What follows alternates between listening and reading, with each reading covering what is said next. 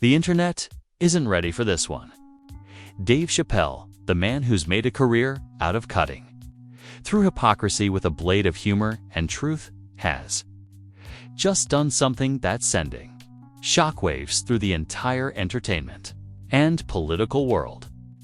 What started as a late-night comedy bit spiraled into something no one could have predicted the moment Dave turned his jokes on one of the most untouchable figures in modern conservative America, Charlie Kirk's widow, and exposed what he called the industry's dirtiest monster in a designer dress.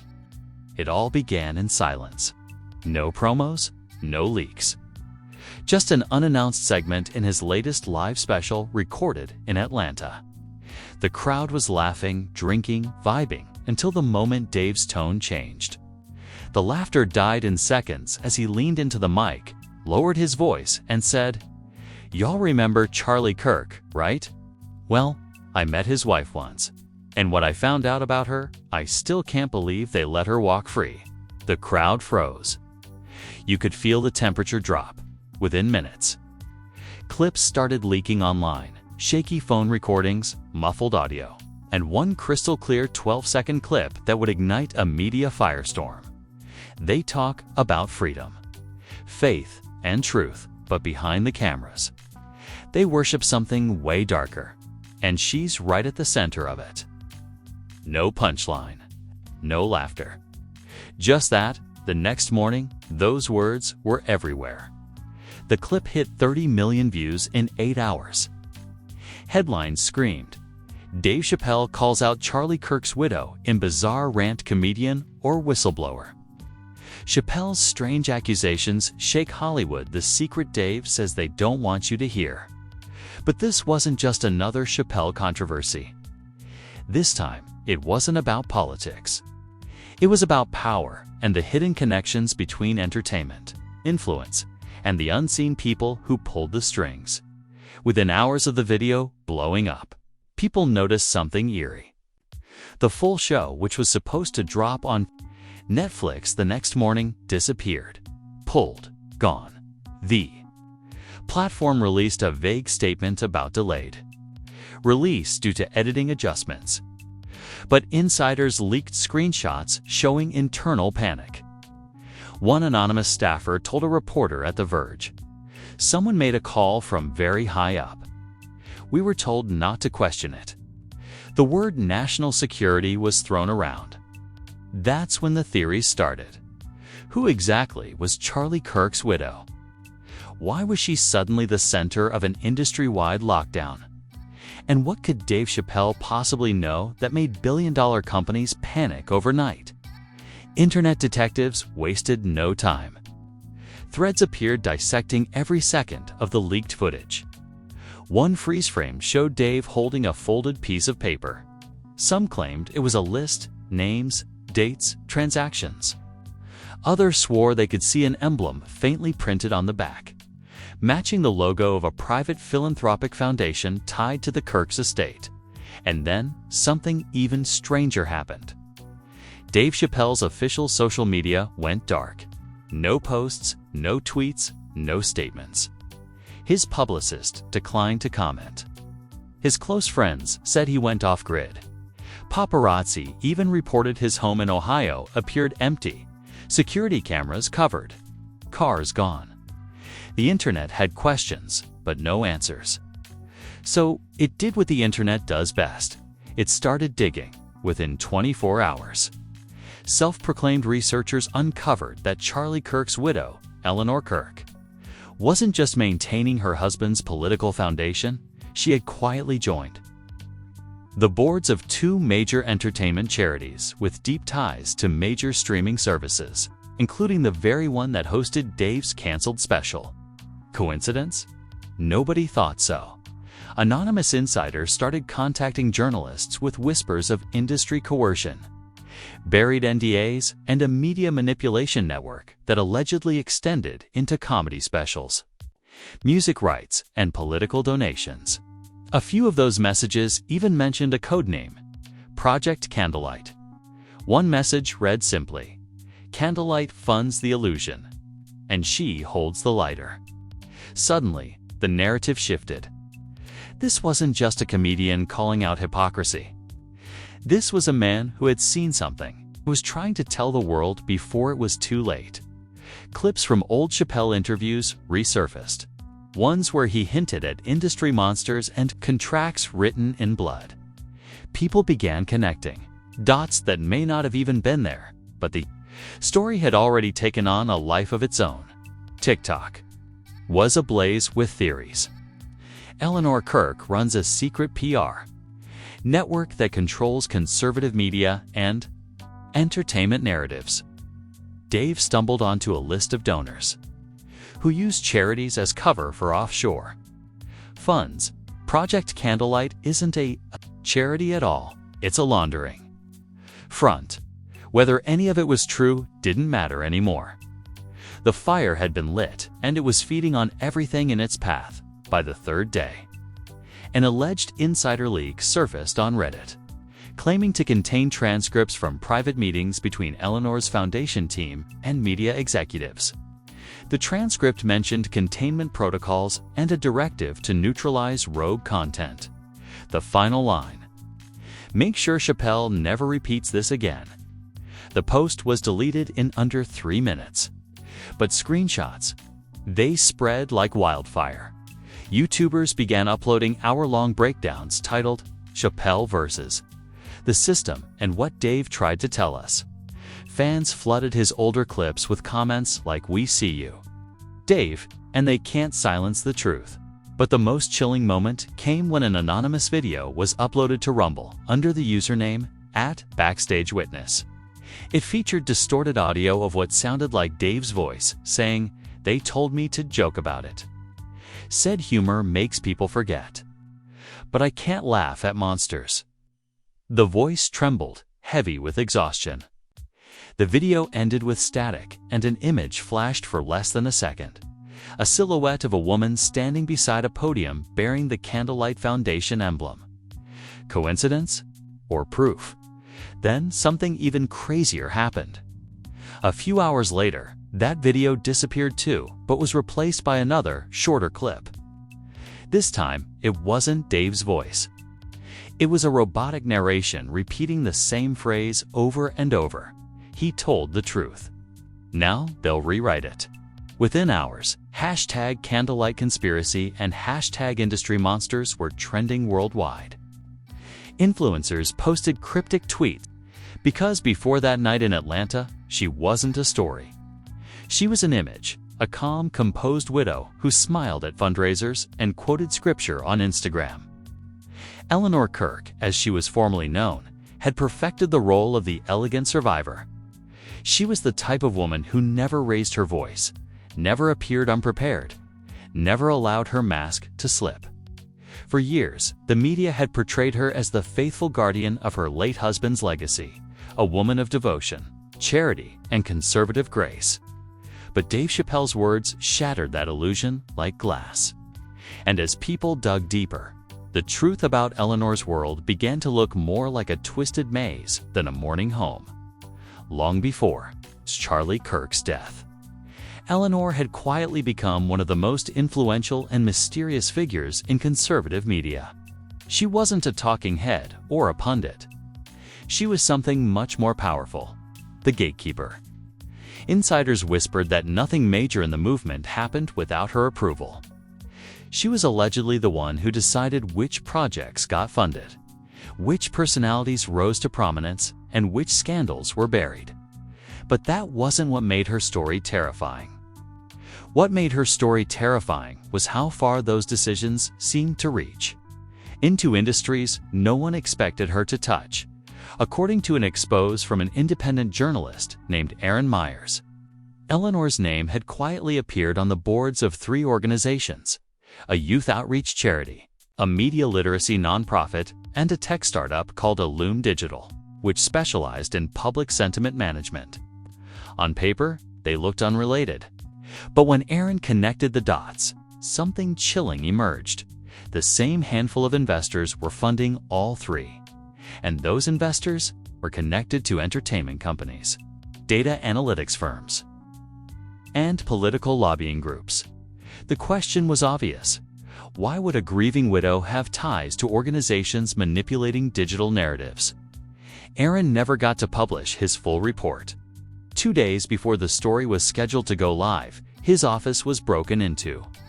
His hard drives were stolen, his emails wiped, and his editor received a cease and desist letter claiming the information posed a threat to national stability.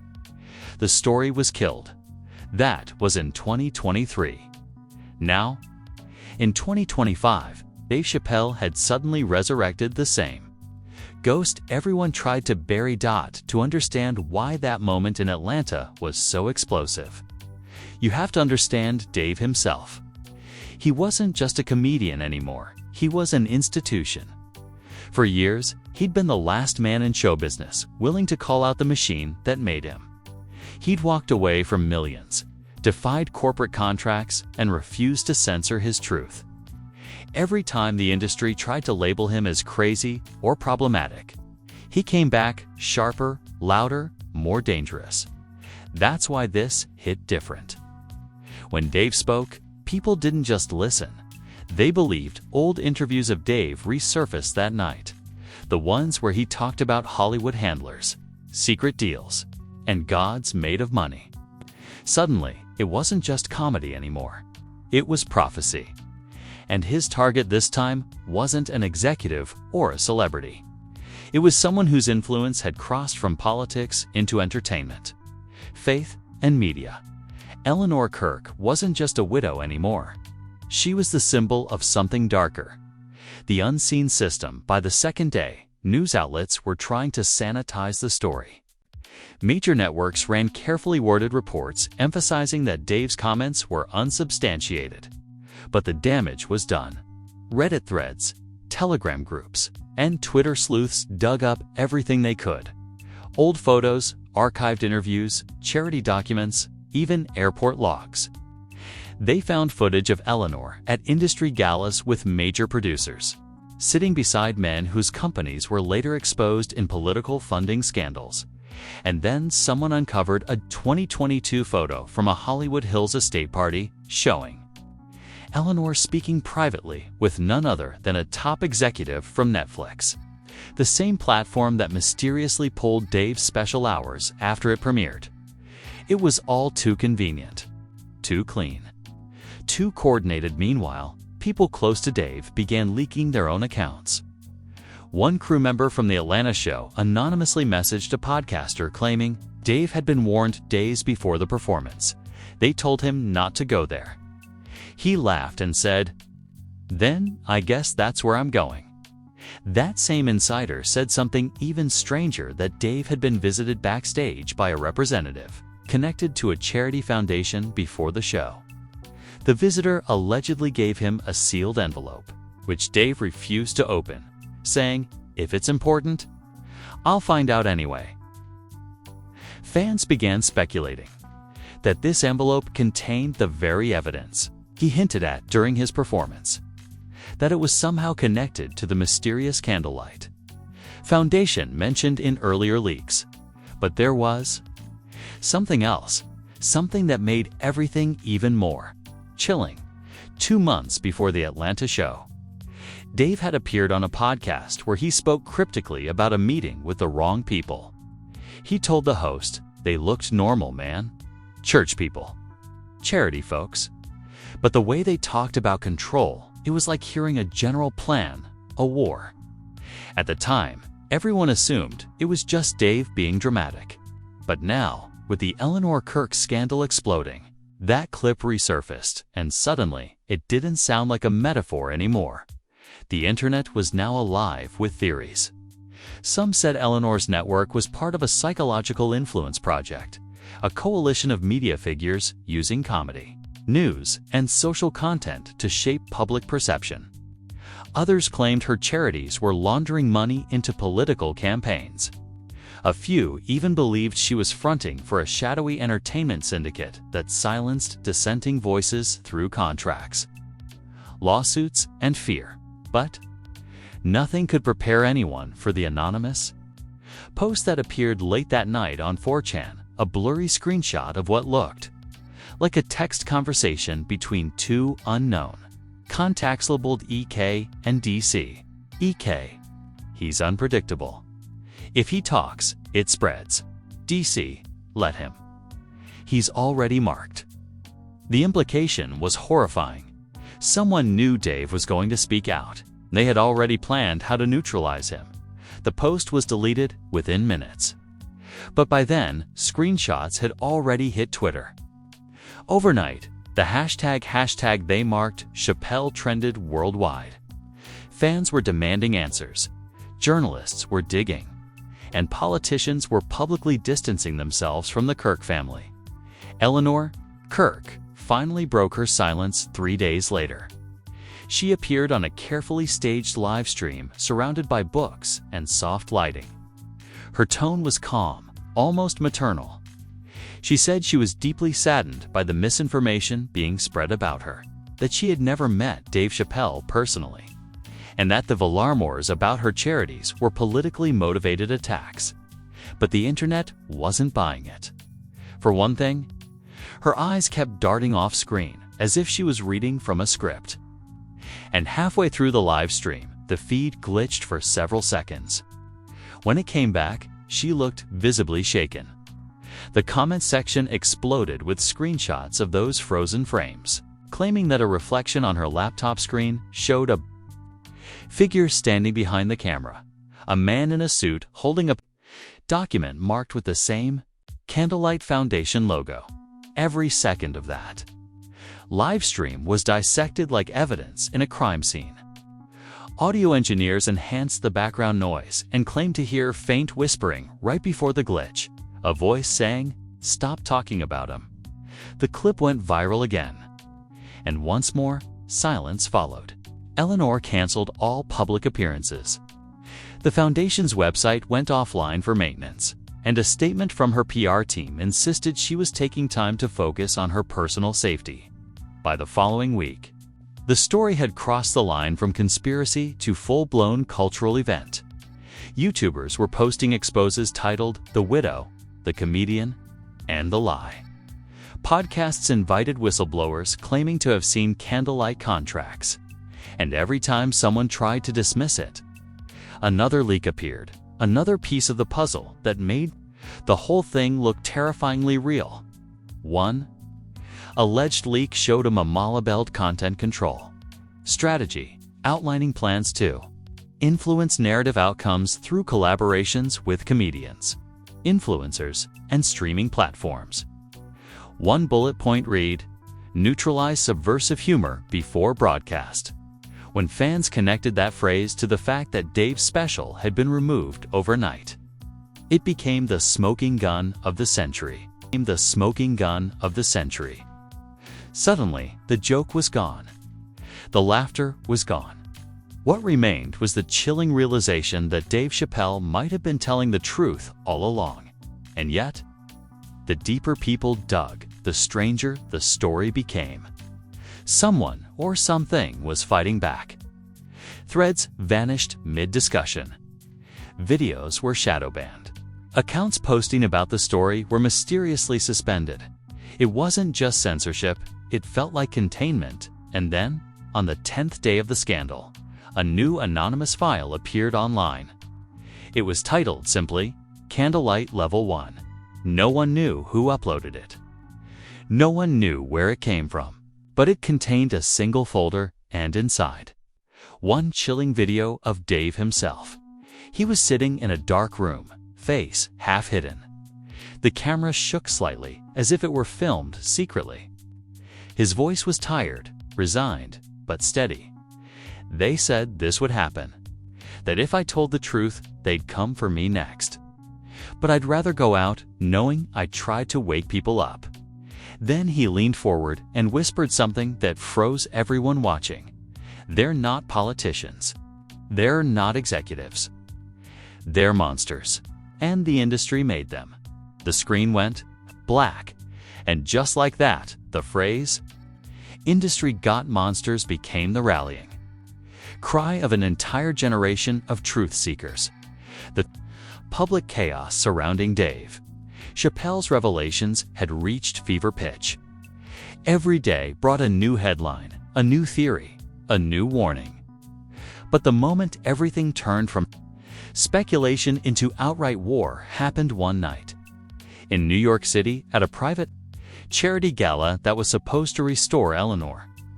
Kirk's public image, it was meant to be quiet, controlled, exclusive, only the safest guests, the friendliest journalists, the most loyal donors. No comedians, no wild cards.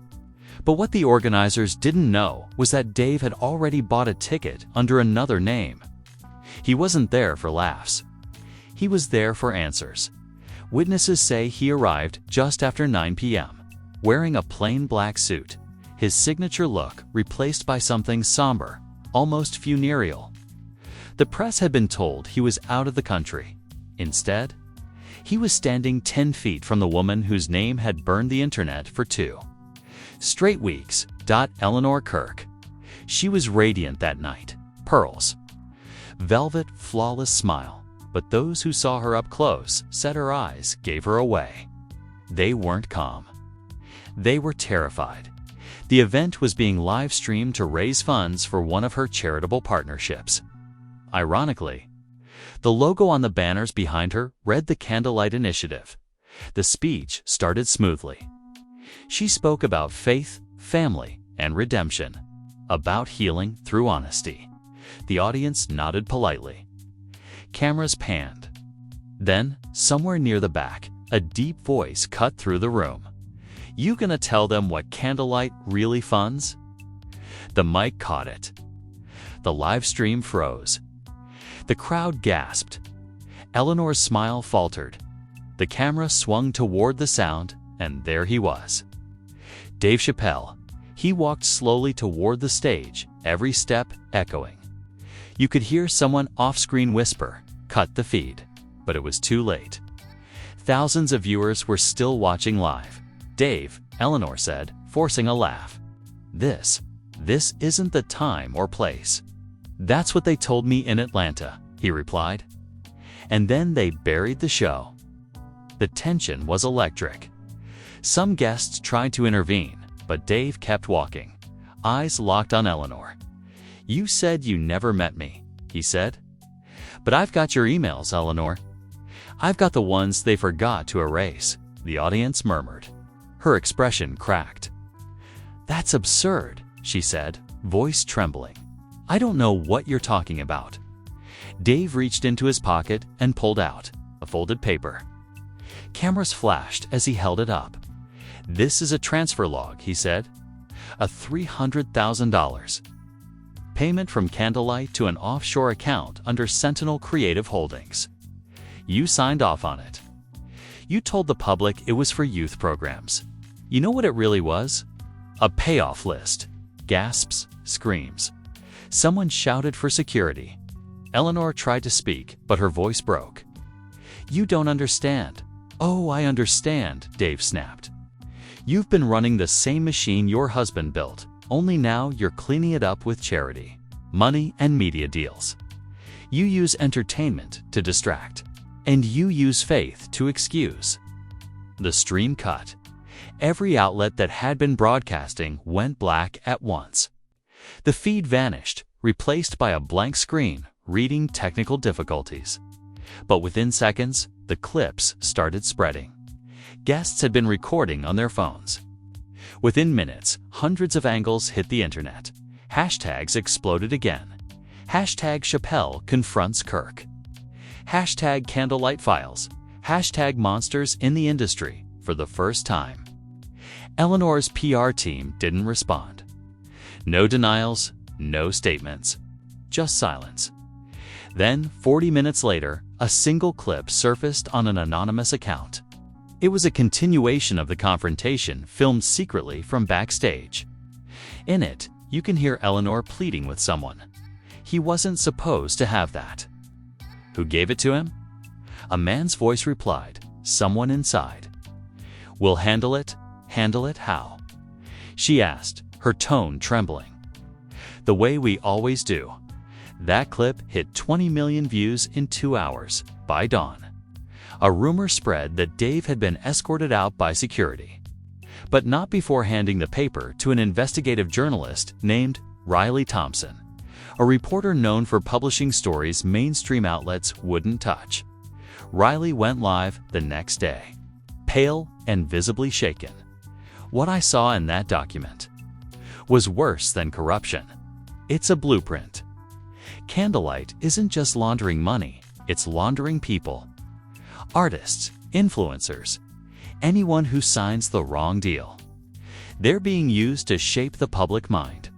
She claimed the transfer logs included familiar names, production companies, record labels, and even PR firms that had publicly condemned conspiracy content. According to Riley, they were all connected to a single oversight committee chaired by Eleanor Kirk. Her self-nomed mainstream media called her delusional. Her YouTube channel vanished within hours of the stream. Then the first twist. 2 days later, Dave Chappelle's own team broke their silence. His manager released a statement claiming Dave was recovering from a sudden health emergency. He was reportedly resting under medical supervision. No further details. Fans were suspicious. He'd looked fine the night of the gala, and the timing, just hours after confronting Eleanor Kirk, was impossible to ignore. Conspiracy theorists immediately took over.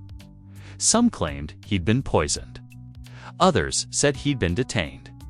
A small but loud group claimed Dave had gone into hiding on purpose, waiting for the right moment to release everything. But while the internet argued, something else began to happen. A group of whistleblowers claiming to be former Candlelight employees created a website, projectexpose.net.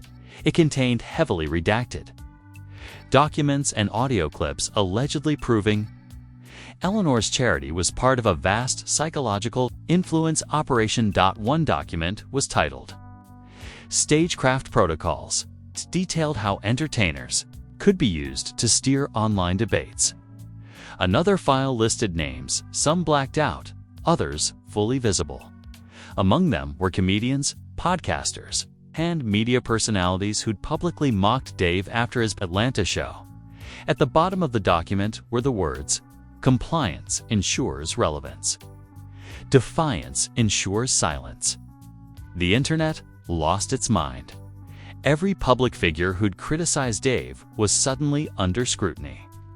People flooded their pages asking, "Are you Candlelight?" Memes turned serious. Hashtags turned into movements. By this point, Eleanor Kirk had vanished from public view. No sightings, no statements. Only one cryptic post appeared on her official Instagram, a black screen with white text. Lies can build empires, but truth burns kingdoms. The post had no caption, no comments allowed. It was deleted within the hour. Then, second twist dropped like a bombshell. Riley Thompson, the journalist who'd received Dave's documents, released a new video. Her hands were shaking. "I have proof Dave didn't fake this," she said. "But someone's tampering with evidence. Files on my computer have changed dates, names, everything. It's like they're rewriting history in real time." She showed side-by-side screenshots of the same email from Eleanor's foundation. One version matching the leaked transfer log, another showing a completely different recipient. The metadata had been altered. Timestamps shifted backward by months. It was as if someone had gone into the digital record and rewritten reality. Cybersecurity. Experts who analyzed the footage claimed it looked like server-side manipulation, meaning the source data itself was being altered. "That's not a hack," one expert said. "That's access." And that's when people realized if Candlelight had control over the platforms themselves, streaming, social media, news feeds, they didn't need to silence Dave. They could simply erase him. Within a day, dozens of Chappelle's older interviews and performances disappeared from streaming platforms, replaced with unavailable messages. Wikipedia pages were edited, removing mentions of his recent controversy. Google search results began returning. 404 not found, 4 links that existed the day before. It wasn't cancellation. It was deletion, and yet, somehow, every attempt to bury him made the story bigger. By week's end, The Guardian ran an opinion piece titled, "Are we watching a real-time memory hole?" Late-night hosts joked nervously about the Chappelle glitch. Even rival comedians started speaking out, saying if they could silence Dave, no one was safe.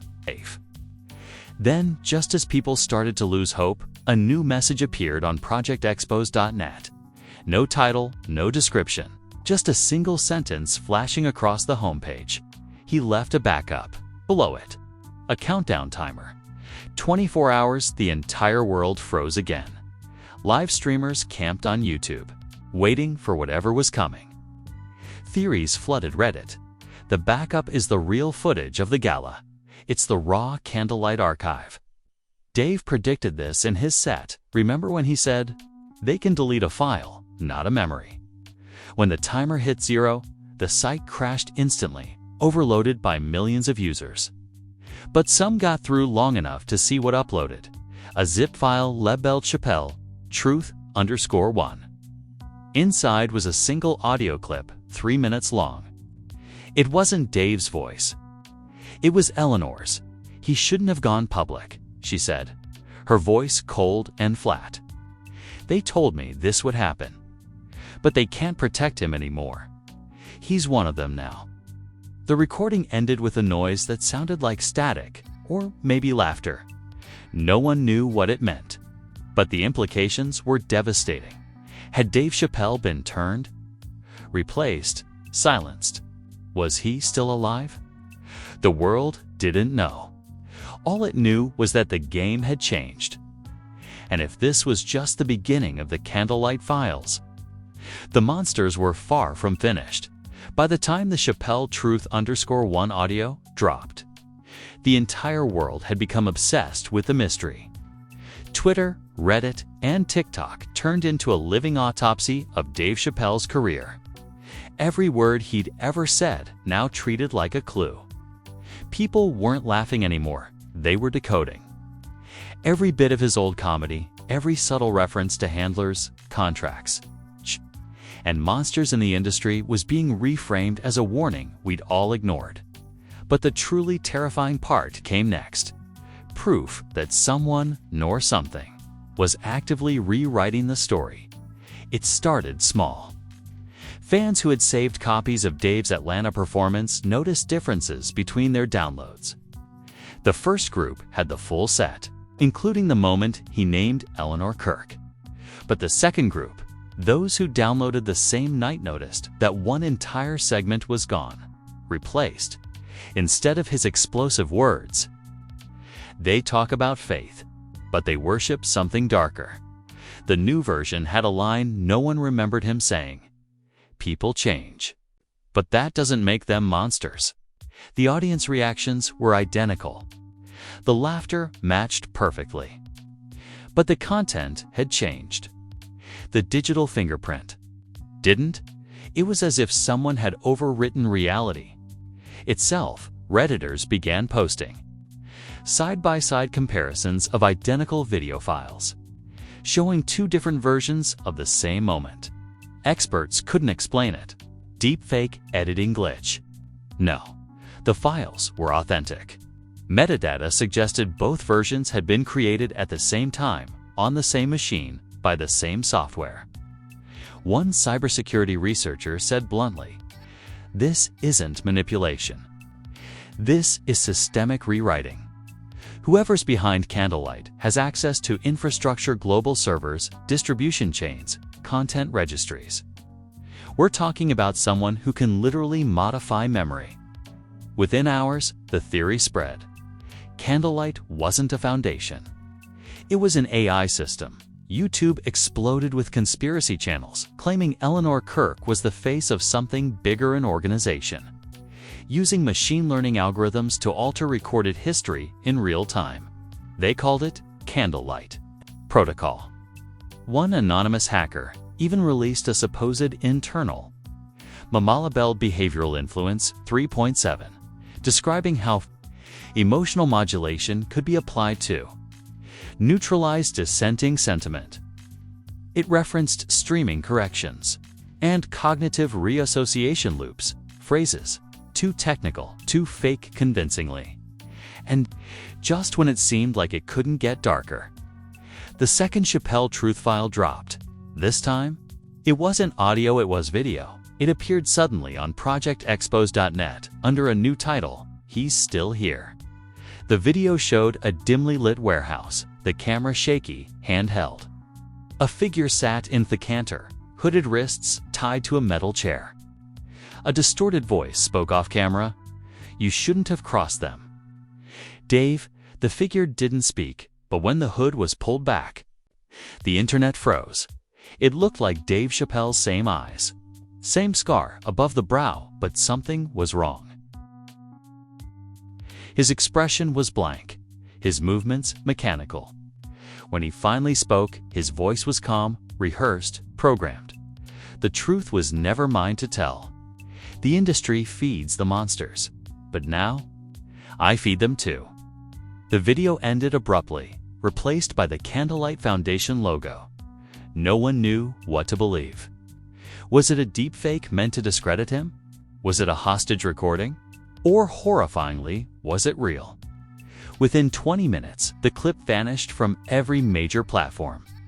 Re-uploads were scrubbed within seconds by an automated takedown system no one had seen before. Even stranger, anyone who tried to download the video reported corrupted files.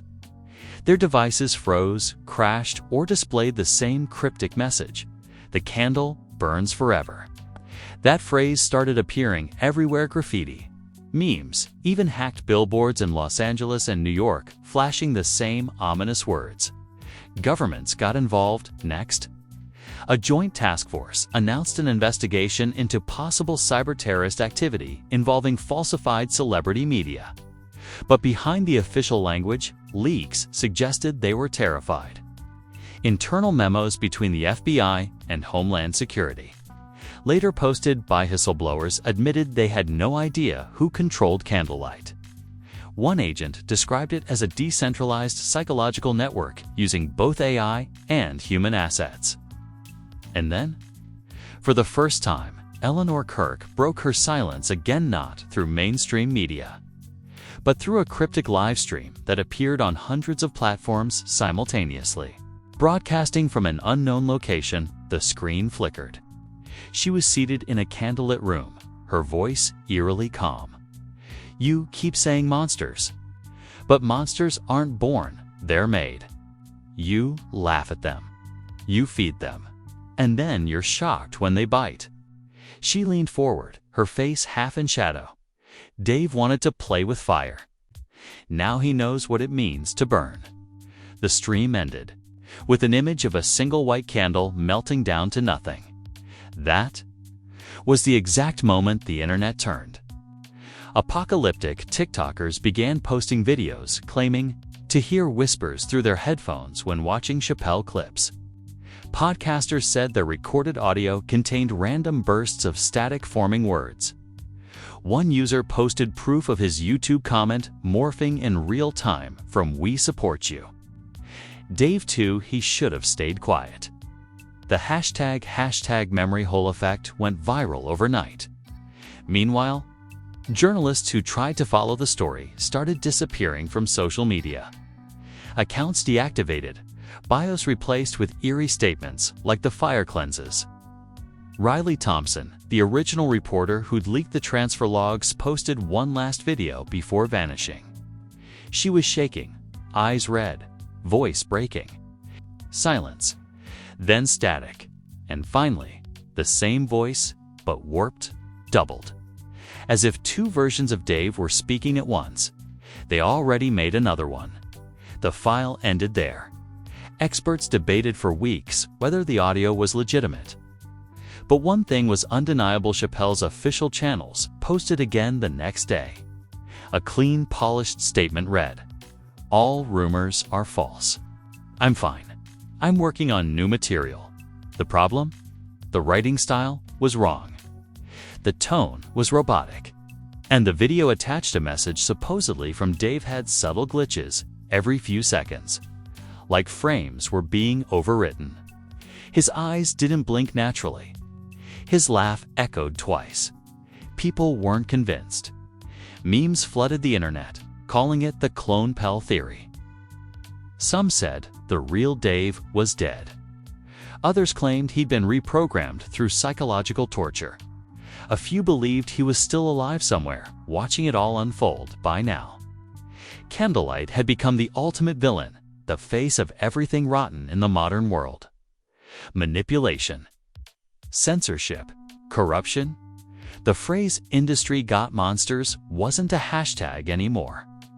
It was a battle cry, and just when the world thought it had seen every horror. A strange new video surfaced, one final message from someone who claimed to have been part of the original Monarch team. The face was blurred, the voice disguised. Monarch isn't new. It started in the late 1980s as a data collection project to study celebrity influence. Eleanor Kirk was brought in to manage the human side after her husband's death. Dave was the test subject that broke the algorithm. The whistleblower leaned closer to the camera. He wasn't supposed to wake up. Then the screen went black. Moments later, ProjectExpose.net crashed permanently. Candlelight servers went dark. Eleanor Kirk's accounts vanished. Dave's channels went silent again, but the words "he wasn't supposed to wake up" echoed across the internet like prophecy, because if what the whistleblower said was true, then Dave Chappelle hadn't just exposed a corrupt foundation. He'd disrupted the system that created it and the industry's monsters. They were about to fight back harder than ever. By now, the entire world was spiraling. The lines between truth and illusion had blurred beyond recognition. Dave Chappelle's name wasn't just a trending topic hit, had become a movement. A war cry, a digital revolution tearing apart the boundaries of entertainment, power, and identity.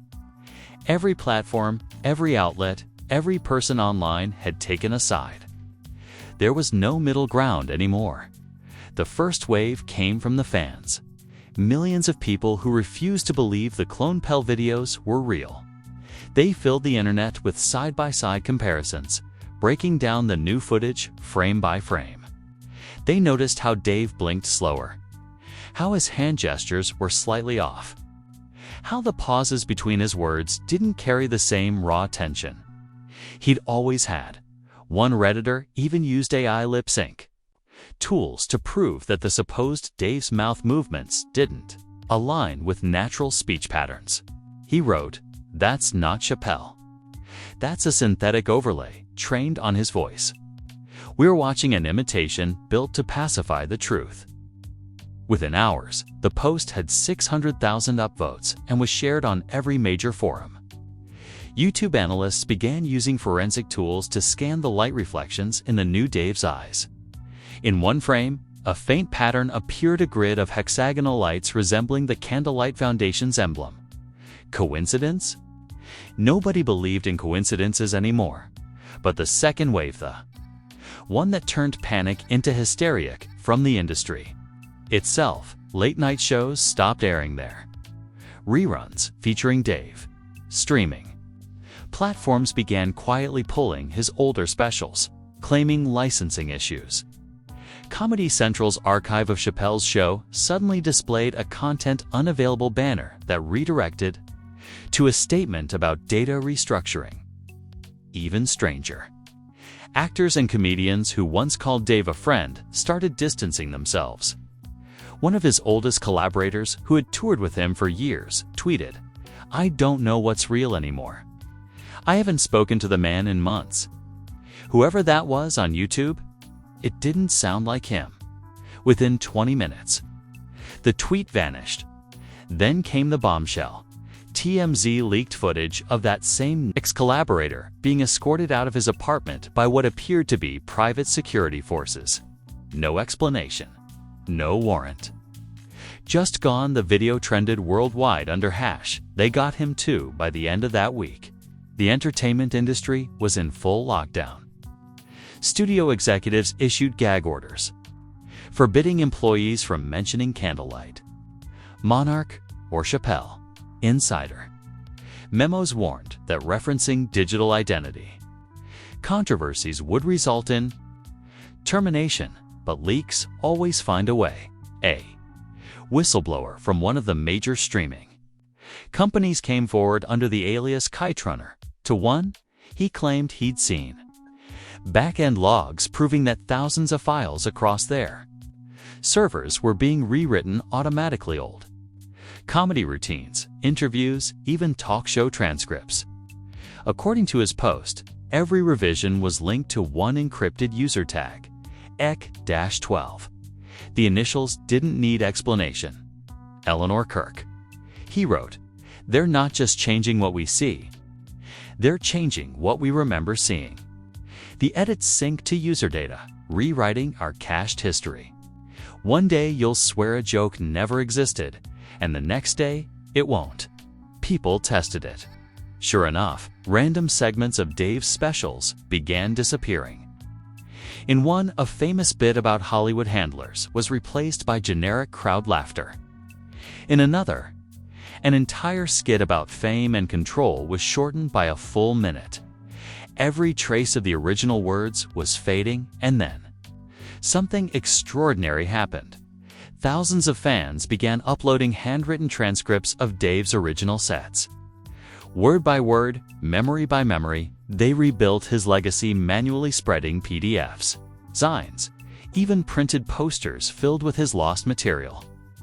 They called it the Fire Archive. It spread like wildfire underground communities, encrypted Telegram channels, and old-school forums preserving every joke, every monologue, every warning he'd ever uttered. It wasn't comedy anymore. It was rebellion. Meanwhile, Eleanor Kirk's disappearance became the other half of the obsession. With her social media gone and her mansion abandoned, rumors exploded that she'd fled the country. Some said she was in Switzerland under protection. Others claimed she'd been taken by Monarch. After breaking protocol, then a blurry photo surfaced on an anonymous board. A woman resembling Eleanor, walking through an airport flanked by two men in dark suits. The image metadata traced back to a surveillance system in Dubai. Underneath the post, a message read, "She's not running. She's being moved." The internet went feral. Celebrities began chiming in, some to mock, others to warn. One A-list actor posted on Instagram, "If you think this can't happen to you, wait until they rewrite your story."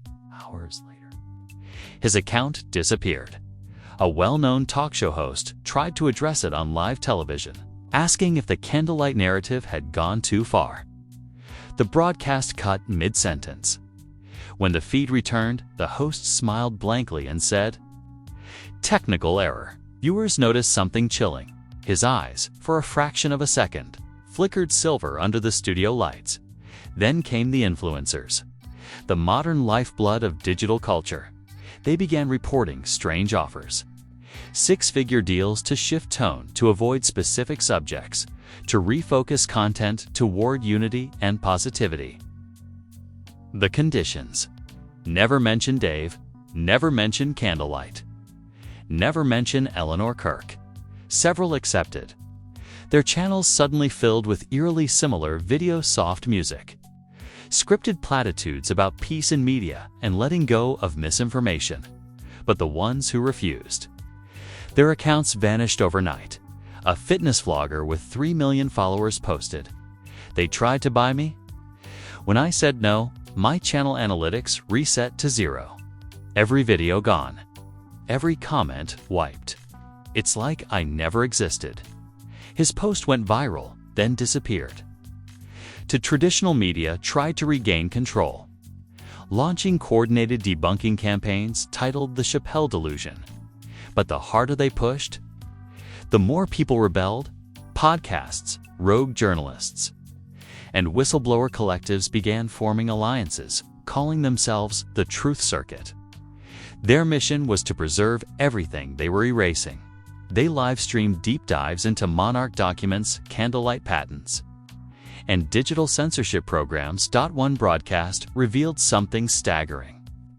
Several of the Candlelight Foundation's registered shell companies shared IP addresses with major entertainment conglomerates. Another leak showed email chains between Eleanor Kirk and a government-funded AI think tank labeled Department of Cultural Forecasting.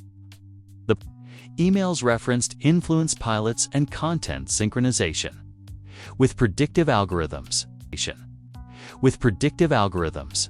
We don't censor. One-line read.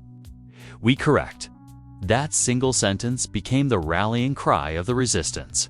Memes, graffiti, shirts, everywhere you looked. Someone had written, "We don't censor. We correct."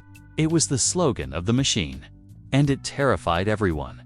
Even inside Hollywood, fear took root.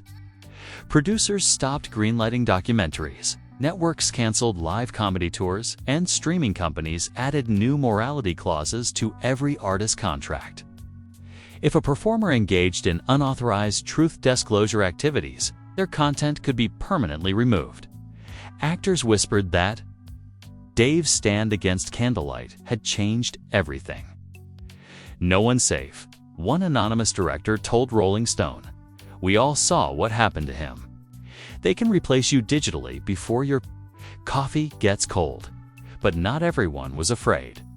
A small group of comedians organized an underground tour called The Last Laughter. Their posters carried no names, just a black background, and a single candle crossed out in red. The shows were held in secret warehouses, phones banned, sets unrecorded.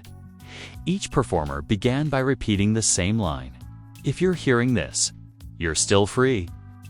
The movement spread across cities: Chicago, Austin, Detroit, becoming a secret network of resistance performances. Fans described the shows as half comedy, half confession. Jokes bled into rants. Laughter turned to tears. Every set ended with the same chant echoing through the crowd: "The industry got monsters." Meanwhile, in Washington, quiet panic simmered. Senate hearings were rumored to be underway about digital identity interference. Lawmakers demanded classified briefings on Candlelight's origins. But whenever the name Monarch was mentioned, transcripts went black. Entire pages of testimony were redacted. A leak from an anonymous congressional aide suggested something sinister. Monarch wasn't a private corporation. It was a joint venture partially funded by the entertainment industry, partially by government agencies. Its purpose: to stabilize social order through narrative control. If true, it meant the entire Candlelight saga wasn't an accident. It was policy. Then came the moment that shook the world again. During a live CNN broadcast covering the hearings, every screen across multiple networks glitched simultaneously. The broadcast froze, flickered, and then changed. Eleanor Kirk's face appeared. Eyes hollow, voice monotone. The light purifies. The truth distorts. We rewrite for peace. The message lasted 8 seconds before the feed cut out. CNN anchors returned, looking dazed, confused. None of them acknowledged what had happened. Viewers swore they saw their pupils dilate mid-sentence, as if hypnotized. Within minutes, the video replayed on every major network around the globe. Then it vanished again. No record, no timestamps, no stored footage. Even DVR recordings came back blank, but people remembered. They couldn't forget that voice. From that point on, nothing was normal again. Every day brought a new disappearance, a new glitch, a new rumor that blurred fiction into reality. Dave's name became a symbol not of comedy, but of defiance. His face appeared in murals alongside slogans like "Wake the Sleepers" and "Remember the Real Ones." The entertainment industry tried to fight back with counter-narratives, massive PR campaigns, claiming Candlelight was a hoax, Monarch a myth. But behind closed doors, executives were terrified. Multiple studios hired private security firms after receiving Anonymous packages containing burned candles and handwritten notes reading, "We see you." One top executive resigned, leaving a public statement that ended with a single chilling line: "They're not algorithms. They're architects." And then, silence. A week without updates. No leaks, no videos, no new files. People started to think it was finally over. That maybe, somehow, the madness had burned itself out. But on the seventh night, thousands of random devices across the globe flickered to life. TVs, phones, billboards all at once. The same image appeared everywhere: Dave Chappelle's silhouette standing in darkness, holding a microphone. His voice echoed, low and distorted. "They thought they erased me. But you can't delete what's already in your mind." The screen flashed white dot. Then came one final message, glowing on every screen for 5 long seconds before vanishing into black. The next act begins. And with that, the world knew it wasn't over. Not even close. It happened quietly at first. No warning, no leaks, no countdowns. Just a single notification that appeared across millions of devices at exactly 3:33 a.m. The title was simple: Dave Chappelle, The Lost File. It wasn't posted to any official platform. It wasn't from YouTube, Netflix, or any of Dave's verified pages. Yet somehow, everyone received it simultaneously: phones, smart TVs. Even digital billboards glitched into playback mode. The screen was black for 10 full seconds. Then came the unmistakable sound of Dave's voice. "If you're hearing this, they didn't stop me, but they changed the world while you were asleep." The world froze. The image faded in Dave sitting alone on a wooden stool, the same posture from his earliest specials. But the setting was wrong. The background wasn't a comedy club, was an empty studio lit by flickering candles. The silence was suffocating. They wanted me gone. They wanted you to forget. But I kept one thing they couldn't touch: the truth that's not digital. He pulled a small notebook from his jacket. Its pages were torn, burned around the edges. This is what candlelight tried to erase. He began to read names, some familiar, others not. Politicians, executives, producers, comedians. Each name landed like a gunshot. These are the architects of the system. The ones who build narratives and sell illusions. You think you're choosing entertainment? You're consuming obedience. The feed glitched again. His image flickered to Dave's, overlapping for half a second. One speaking slightly behind the other. "They cloned me," one said. "They failed," said the other. The screen shattered into static. Social media exploded instantly. Was this really Dave? Was it the clone? Or something entirely new, on AI reconstruction built to deliver the ultimate manipulation? Within minutes, major outlets were reporting massive global streaming interference. Authorities tried to shut down the file, but it was already too late. It had replicated itself through mirror servers, blockchain archives, and offline transfers. It was unstoppable, and then came the second half. After 2 minutes of static, the video resumed, but this time the camera was handheld, shaky, moving through what looked like a vast underground facility. You could hear muffled voices, machines humming, and the faint echo of someone laughing. "This is where they make the replacements," Dave's voice whispered. The camera turned a corner, and that's when the world collectively gasped. Rows upon rows of lifelike figures stood motionless in glass tubes, faces covered with digital projectors.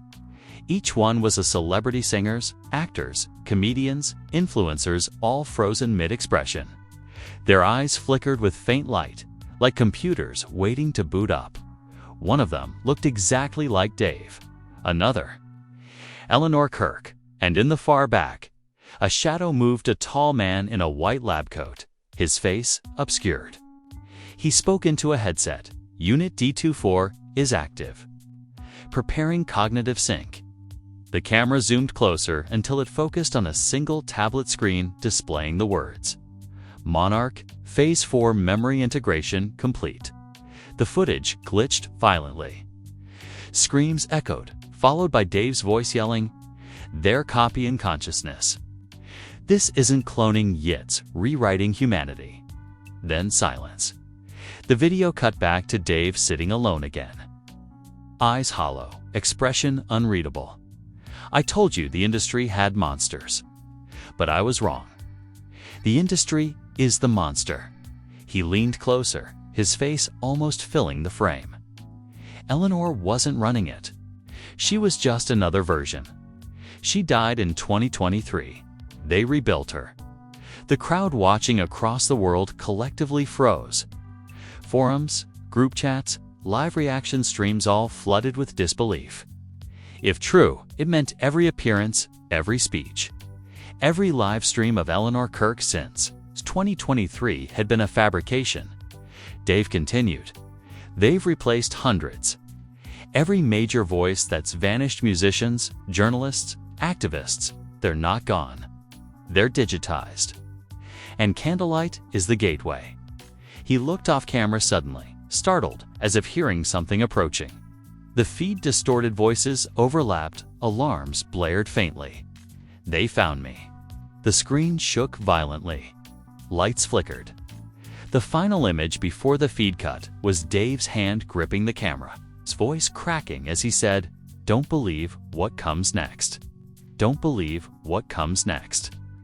The transmission ended abruptly at 3:47 a.m. the next morning. The chaos made previous weeks look tame. The video was everywhere. Even offline, it played automatically when devices were powered up. Entire cities saw the footage displayed on hacked billboards. People reported seeing it reflected on digital signage, even in elevators and public transport screens. Governments around the world scrambled to contain the panic. The U.S. Department of Defense labeled it a coordinated digital psychological event. Tech companies issued statements claiming a malicious AI-generated deepfake had infiltrated global networks. But it didn't matter. The public believed it was real.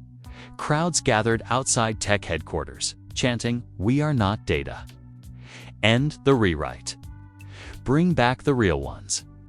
In Los Angeles, thousands marched carrying candles crossed out with red tape, the symbol of resistance.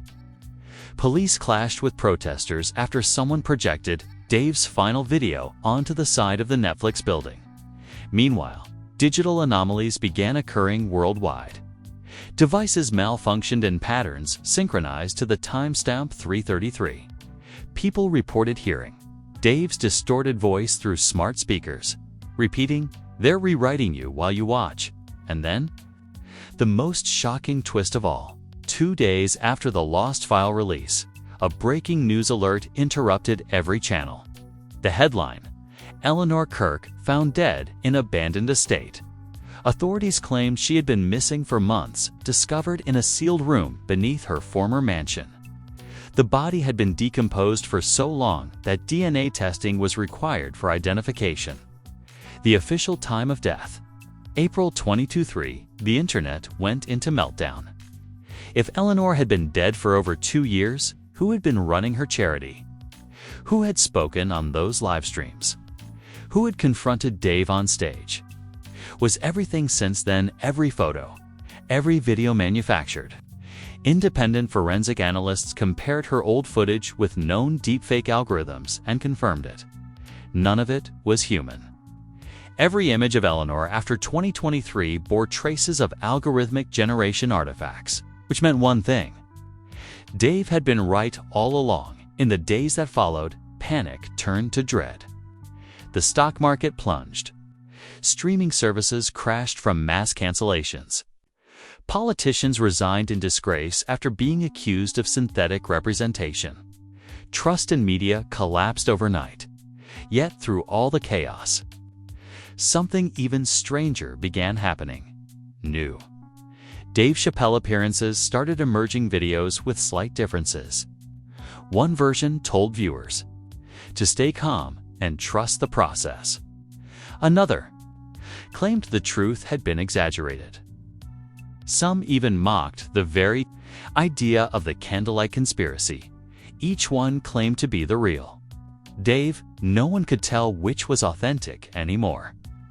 Every voice, every face, every message seemed real, and yet all of them contradicted each other.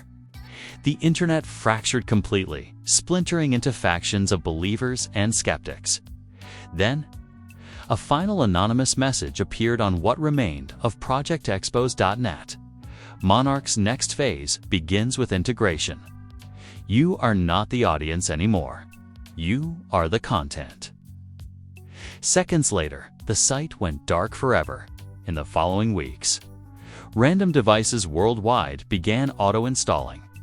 An update labeled Candlelight Sync, the patch notes, claimed it was a system security improvement.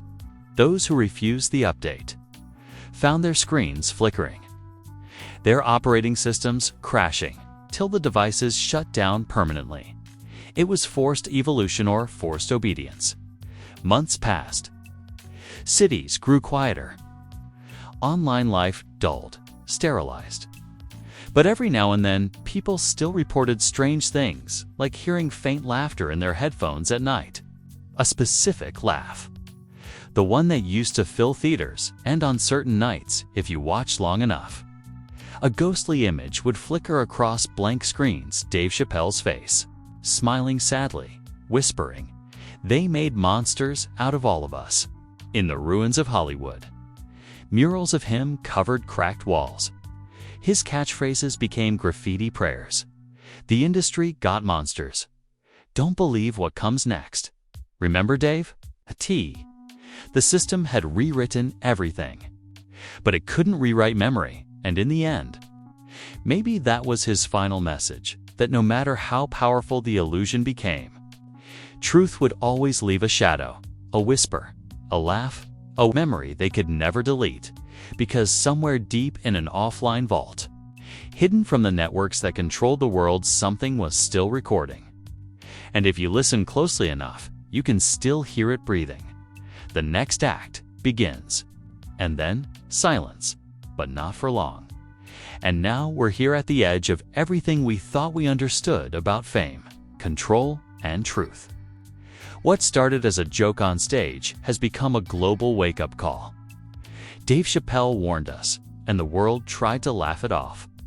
But look around, laughter turned to silence, and silence turned to fear. So here's the question every viewer needs to ask right now. What do you believe? Do you think Dave's final message was real, his desperate attempt to show us how deep the industry's manipulation runs? Or do you think this entire saga was another layer of illusion, designed to keep us distracted while the real architects build the next version of reality behind our screens? Tell me what you see. Comment below. Did Candlelight win? Or are we still free thinkers fighting to remember what's real? If you've been following this story from the start, you know how it feels, the tension, the chills. The moment your heart drops because something about all this feels just too possible. That's the world we live in now, a place where stories write themselves back into truth, and truth fades into code. But the fight isn't over. The next act is coming, and you can't afford to miss it. So hit that subscribe button, ring the notification bell, and share this video before it mysteriously disappears. Because if history has taught us anything, it's that the files that vanish first are always the ones that mattered most. Stay awake, stay questioning, and remember, what the industry hides in the dark always finds its way back to the light. Because somewhere, somehow, Dave Chappelle is still out there, watching, waiting, and getting ready to tell the joke that ends them all. Tell the joke that ends them all.